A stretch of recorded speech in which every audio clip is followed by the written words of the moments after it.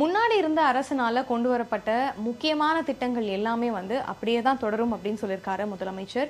So இதில் வந்து எந்த ஒரு மாற்றமும் இருக்காது அப்படின்னு சொல்லியிருக்காங்க. ஏன்னா எதிர்க்கட்சித் தலைவர் என்ன சொல்லியிருந்தாரு அப்படின்னு பார்த்தீங்கன்னா, எங்களுக்கு வந்து பெண்களுடைய 1000 ரூபாய் கொடுக்குறோம் அப்படின்னு சொல்லியிருந்தோம். ஸோ அது வந்து அதுக்காக பெண்கள் எல்லாரும் வெயிட் பண்ணிட்டு இருக்காங்க. நெக்ஸ்ட் மந்த் அப்படின்னு பார்க்கும்போது கண்டிப்பாக அவங்களுக்கு வந்து பேங்க்ல வந்து பணம் விழுந்துருமா அப்படின்னு கேட்டிருக்காங்க. இன்னொரு பக்கம் வந்து காலை உணவு திட்டத்தை நாங்கள் கொண்டு வந்திருந்தோம்.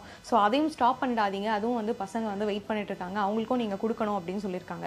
ஸோ இந்த மாதிரி முக்கிய திட்டங்கள்லாம் எல்லாமே தொடரும் அப்படின்னு சொல்லியிருக்காரு.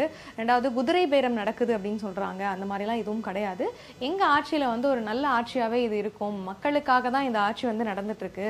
ஸோ அதுல வந்து குதிரை பேரம்னு நீங்க சொல்றதை வந்து எங்களால் ஏத்துக்க முடியாதுன்னு சொல்லியிருக்காரு. இன்னொரு பக்கம் பிரேமலதா விஜயகாந்த் அவர்கள் சுட்டிக்காட்டின எல்லா விஷயத்தையும் நாங்க மறுபரிசீலனை செய்வோம். ஸோ இதுல என்ன தப்புகள்லாம் இருக்கு அப்படிங்கறத வந்து நாங்க யோசிச்சு செயல்படுவோம் அப்படின்னு சொல்லியிருந்தாரு முதலமைச்சர் விஜய். ஸோ இதை தொடர்ந்து பேரவையில சொல்ற எல்லா விஷயங்களையும் நோட்ஸ் மாதிரியும் எடுத்துட்டு இருந்தாங்க. இதுவும் வந்து கொஞ்சம் ட்ரெண்ட் ஆகிட்டு இருக்கு அப்படின்னே சொல்லலாம். ஏன்னா பேரவையில் பேசுகிற விஷயங்களை வந்து நோட்ஸ் எடுத்து சரி பண்ணுற அளவுக்குலாம் வந்து இங்கே யாரும் ஓடிட்டு இல்லை அப்படின்னு சொல்லுவாங்க.